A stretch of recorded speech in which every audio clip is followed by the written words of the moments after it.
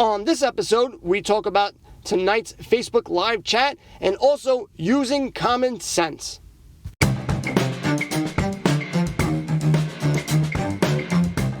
This is Dave, and welcome to the SVA Card Collectors Podcast. What is going on, everyone? Dave at SVA Card Collectors. Sorry for the lateness, but it is what it is. We will have our SVA live show tonight at 9 p.m. You have to be part of the Facebook group.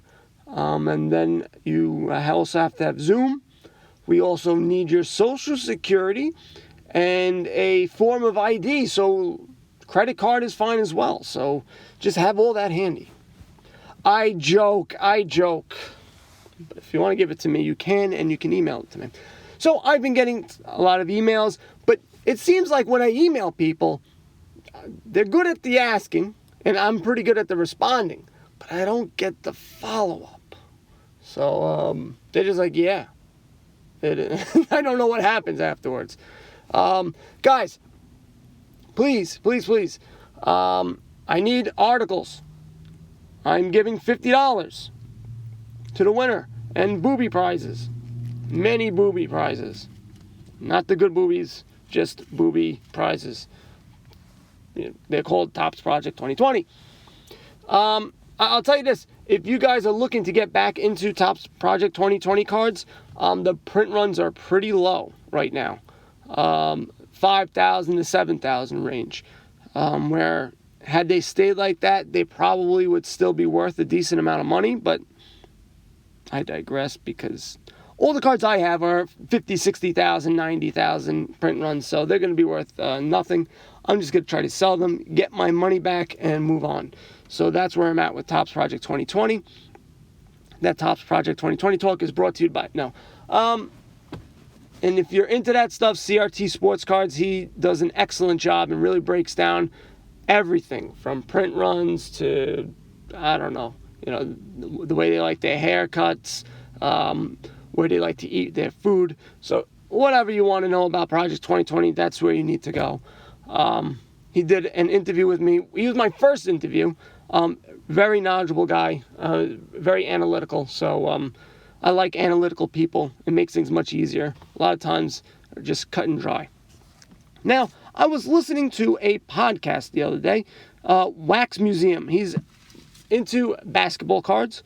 I would definitely check him out. He has a lot of knowledge, mucho knowledge on basketball. And he was talking about a blowout forum where a guy put in a lot of effort with regards to trying to think of a different way to find undervalued cards for the short term, for this playoff run. And they used Vegas odds, PSA pop reports, and basically using the Vegas odds to say, hey, who's got the best shot to make it to the finals? And he had they narrowed it down to like 14 players, and then out of those 14 players, they narrowed it down even more to a couple of guys that he was looking to invest in, and he also said, hey, these are the guys I actually bought, just so you know that I'm not trying to, inflate or try to get a market on these guys because, other investor type places, it happens. If, a sports card investor says, hey, I think this card is worth something, he has a lot, his audience is big. It's going to move. I don't think, some people might say, hey, he's trying to manipulate it, but I don't think that's the case. He's got his computer with the programming and such, and it spits out stuff, and he goes, all right, this is what I'm going to say. But the real reason I wanted to talk about this was because if you had listened to me, it was literally the exact same players that I've been telling you guys to invest in. Or almost the exact ones. And a lot of baseball, basketball, football is just common sense. If you actually just think for a moment and go, all right, what do I think is going to happen? Who do I think is going to make the playoffs? Who do I think is going to get into the championship? And if you can narrow it down, I think it's, you can narrow it down to a couple of teams. And then from there, well, who are the players that are going to have the most impact? And in order for them to make it to the championship, who has to play really well? And then from there you go, well, are those guys overvalued, undervalued? And if they're undervalued, well, is there a scarcity to their cards? And that's exactly what happens. So you got Russell Westbrook, that was one of the guys. Sakim, which I can never say his last name right, from Toronto, that's another guy. You have Joel Embiid, Ben Simmons, both guys, I said, more Joel Embiid than Ben Simmons. They're just players that they have a shot, and their prices are decently, are decent, and it's just common sense. And even in this baseball season, same thing. I shouldn't say that. But this baseball season, in a normal baseball season, I said yes. And this baseball season is very different because anybody can make it. So it's going to be a lot harder to predict. So scratch that, what I just said on baseball. But basketball, we know the players, we know the teams. We have a good idea of who's going to be in the championship. So it's just more of, all right, let's pick, like right now, to buy Luka, he has to make the championship for his prices to really go up. LeBron James is a good long-term pick. His cards aren't going to drop, but are they going to 2x, 3x? Probably not. They're priced pretty high now. Even Anthony Davis now, people are pricing as if they're in the championship. So you just have to pay attention. Now, Anthony Davis cards still might jump up. They might go up, but you're not going to have the same as Sakim or whatever the guy's name is. I gotta clear my throat. Sorry, I'm gonna go away.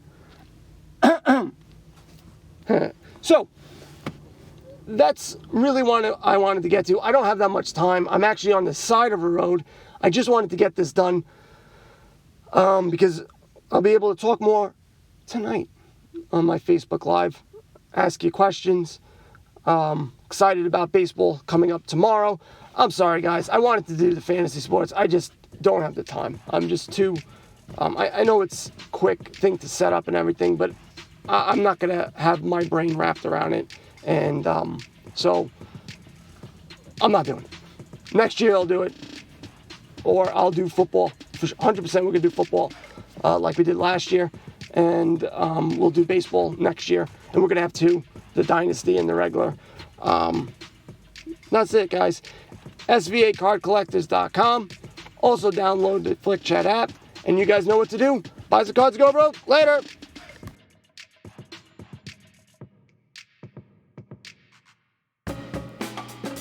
You've heard me talk about StarStock. They've been a sponsor of the show for a couple of months now. Well, now you can deposit, purchase cards, view in your collection, and flip those cards back on the marketplace with so much more to be built. StarStock is building a sports card marketplace aimed to be faster, cheaper for flipping sports cards than any other platform. They're currently looking for people who want to submit their cards to sell on this new platform.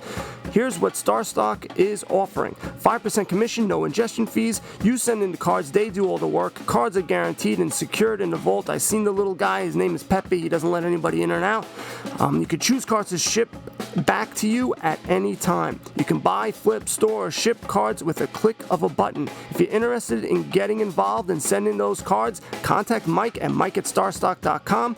Again, StarStock is only looking for rookie cards and are prospects of current players. Head over to starstock.com.